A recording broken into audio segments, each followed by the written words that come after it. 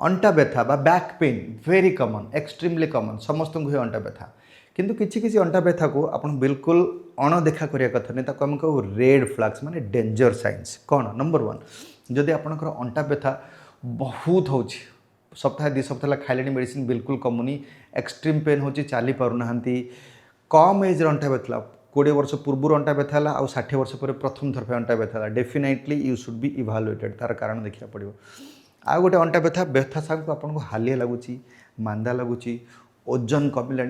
भोक कमिला खाद्य खाई इच्छा होनी जर जर लगुच तो डेफिनेटली नेक्स्ट टेस्ट कर दरकार कैंसर जनित तो सब पेन हो पारे बैक पेन हो पारे इन्फेक्शन भी हो पारे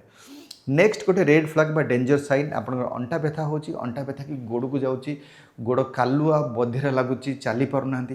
बेले आप परिस्रा झाड़े कंट्रोल ना सीवियर कैनाल स्टेनोसिस बा कड़ा इक्विना सिंड्रोम कहुए यही गुड़ा है danger forms of back pain